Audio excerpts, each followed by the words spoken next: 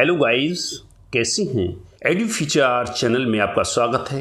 हिंदी व्याकरण की श्रृंखला में आज हम आपके समक्ष भाषा लैंग्वेज लेकर उपस्थित हुए हैं। भाषा क्या है? मनुष्य एक सामाजिक प्राणी है। व्यक्ति के सामाजिक जीवन का मुख्य आधार भाषा है। भाषा के अभाव में सामाजिक जीवन की कल्पना संभव नहीं है। मनुष्य को समाज में रहते हुए अपने भावों की अभिव्यक्ति में पूर्णता व स्पष्टता लाने के लिए भाषा को जन्म देना पड़ा। विद्वानों के द्वारा भाषा की सरल परिभाषाएं: एक, विचारों के आदान प्रदान के सबसे सुगम साधन को भाषा कहते हैं। दो, भाषा सार्थक ध्वनियों का वह समूह है जिसके माध्यम से हम अपने विचार दूसरों के समक्ष रख सकते हैं और उनके विचारों से अवगत हो सकते हैं। तीन, भाषा वह साधन है जिसके द्वारा मनुष्य अपने भावों तथा विचारों को बोलकर या लिखकर दूसरों तक पहुंचाता है तथा दूसरे के भावों और विचारों को सुनकर या पढ़कर समझाता है। चार, जिस साधन के द्वारा मनुष्य अपने भावों और विचारों को बोलकर या लिखकर प्रकट करता है उसे भाषा कहते हैं। इस प्रकार भाषा का मूल तत्व: भाषा विचारों के आदान प्रदान का वह साधन है जो लिखने या बोलने के लिए प्रयोग में लाया जाता है। भाषा के रूप: भाषा के तीन रूप होते हैं। एक, मौखिक भाषा। दो, लिखित भाषा।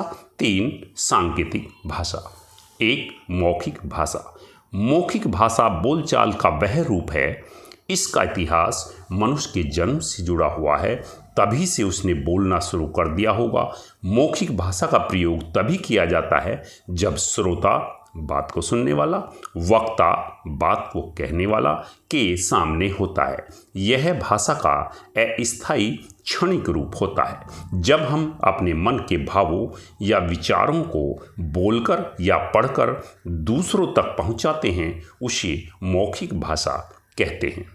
जैसे पहले चित्र में बाल बालिका विचारों का आदान प्रदान कर रहे हैं, दूसरे चित्र में अध्यापिका बोलकर पढ़ा रही है। यह भाषा का मौखिक रूप है। दो, लिखित भाषा। लिखित भाषा का इतिहास मौखिक भाषा की तुलना में अधिक पुराना नहीं है। मनुष्य ने अपने भावों और विचारों को स्थायित्व प्रदान करने का विचार किया होगा जिससे आने वाली पीढ़ी उनसे अनुभव प्राप्त कर सके। इसके लिए उन्हें प्रत्येक उच्चारित ध्वनियों के लिए विभिन्न आकृति वाले लिखित चिन्ह की रचना की गई होगी जिनको लिपि चिन्ह या वर्ण कहा जाता है। अतः लिखित भाषा भाषा का स्थायी रूप है जिसमें हम अपने भाव और विचारों को आने वाली पीढ़ियों के लिए सुरक्षित रख सकते हैं। जब व्यक्ति अपने मन के भावों और विचारों को लिखकर प्रकट करे तो भाषा के इस रूप को लिखित भाषा कहते हैं। जैसे पत्रिका, समाचार पत्र, गीता, पत्र, SMS, ईमेल आदि। तीन, सांकेतिक भाषा। जब कोई व्यक्ति अपने भावों और विचारों को संकेतों के द्वारा प्रकट करता है ऐसी भाषा को सांकेतिक भाषा कहते हैं। सांकेतिक भाषा का प्रयोग करने के लिए व्यक्ति हाथों, अंगुलियों, इशारों या चेहरे के हाव भाव के द्वारा अपनी बातों को स्पष्ट करता है, समझाता है। इस भाषा के द्वारा हम अपनी बात साफ साफ नहीं बता सकते, इसलिए इसे भाषा का रूप नहीं माना जाता और लोगों को संकेत द्वारा कुछ बताना भी बहुत कठिन कार्य है। जैसे ट्रैफिक पुलिस का सिपाही मूक बधिरों के समाचार चुप रहने के लिए मुंह पर उंगली रखना। हिंदी भाषा का संक्षिप्त परिचय: हिंदी भाषा संविधान द्वारा स्वीकृत भारत की राजभाषा है। संस्कृत भाषा इसकी जननी है। संसार में अंग्रेजी और चीनी भाषा के बाद हिंदी बोलने वालों की संख्या सबसे अधिक पाई जाती है। भारत के अलावा यह मॉरिशस, सूरीनाम और ट्रिनिडाड की राष्ट्रभाषा है। हिंदी भाषा की निम्नलिखित विशेषताएं हैं। हिंदी भाषा अन्य भारतीय भाषाओं से सरल है। दो, हिंदी भाषा 14 सितंबर 1949 के दिन राजभाषा घोषित की गई थी। 3. यह विश्व की सभी भाषाओं को लिपिबद्ध और उच्चारित करने की क्षमता रखती है। 4. हिंदी भाषा ने अनेक भाषाओं के शब्दों को अपना लिया है।